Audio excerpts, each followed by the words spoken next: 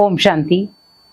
बहुत सारे लोग शिकायत करते हैं भगवान से कि भगवान अच्छे लोगों की ही परीक्षा क्यों लेता है। क्योंकि बहुत सारे लोग, भले मंदिर हो, गुरुद्वारे हो, चर्च हो, जिस भी धार्मिक स्थल में जाते हैं, 90% लोगों का एक यही सवाल होता है कि भगवान आप अच्छे लोगों की ही परीक्षा क्यों लेते हैं। अभी भी करंट सिचुएशन में भी यही सबसे ज्यादा सवाल चल रहा है कि भगवान अच्छे लोगों की परीक्षा क्यों लेता है। अब आप सोचिए कि अच्छे लोग दुनिया में हैं तो ही ये दुनिया खड़ी है। भगवान को भी अच्छे लोगों की ही जरूरत है। परीक्षा भी किसकी ली जाएगी? जो सर्वश्रेष्ठ होगा। अब जो सर्वश्रेष्ठ है ही नहीं, उसकी परीक्षा कौन लेगा? अब जैसे एक क्लास के अंदर जो बार बार फेल हो रहा है और जो एक बार बार मॉनिटर बन रहा है, बार बार फर्स्ट अटेम्प्ट पास कर रहा है, फर्स्ट डिवीजन में आ रहा है, सेकंड डिवीजन में, थर्ड डिवीजन में आ रहा है, उसे आगे चांस दिया जाएगा कि आप दोबारा पेपर दो, दोबारा पेपर दो। या पास हो रहा है तो भी उसे दोबारा चांस दिया जाएगा। लेकिन जो बार बार फेल हो रहा है उसे चांस दिया जाएगा नहीं। तो परमात्मा भी हमें क्या कहते हैं कि मैं परीक्षा उन्हीं आत्माओं की लेता हूं जो काबिल है।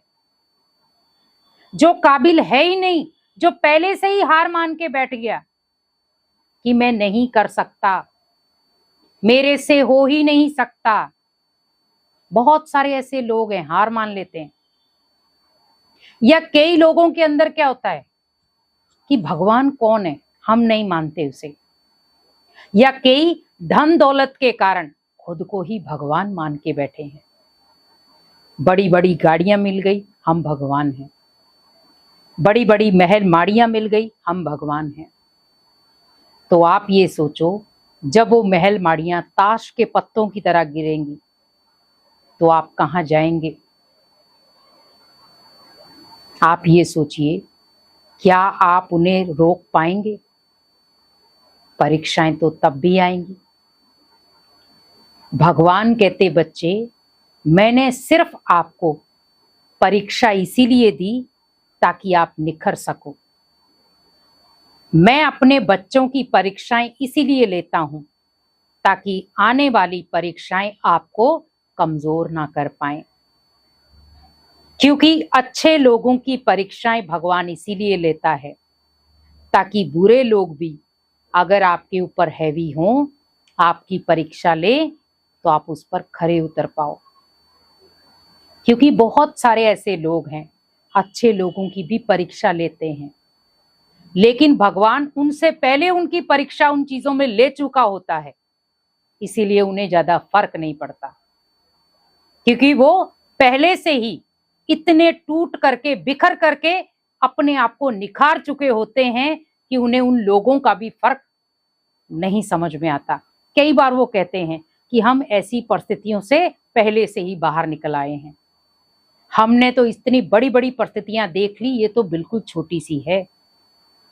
कोई बात नहीं, वो फिर वो छोटी छोटी परिस्थितियां हो या बड़ी बड़ी परिस्थितियां हो, उनके लिए वो चींटी समान हो जाती हैं। तो भगवान भी अगर अच्छे लोगों की परीक्षा ले रहा है, या आपको भी लग रहा है कि आप अच्छे कर्म करते हैं लेकिन भगवान आपकी बार बार परीक्षा ले रहा है, तो आप सोचो, आप भगवान के राइट हैंड हैं।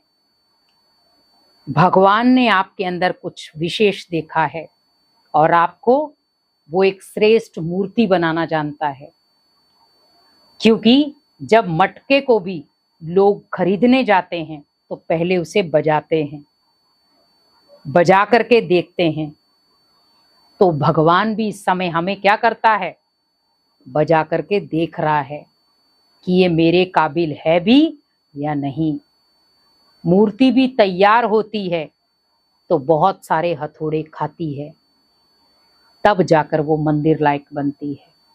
तो हमें तो भगवान के दिल पर राज करना है, भगवान के दिल पर चढ़ना है, भगवान का बच्चा बनना है।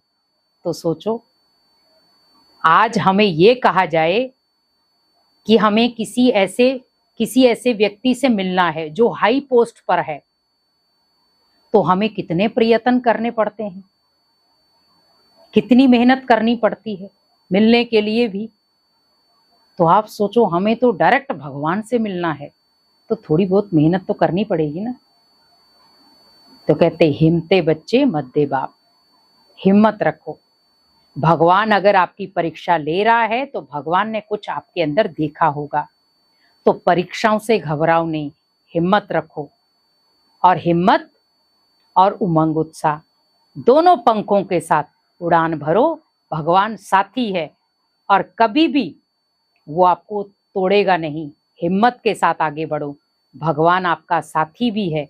अगर वो आपकी परीक्षा ले रहा है तो सफलता भी वो आपको देगा जरूर। ओम शांति।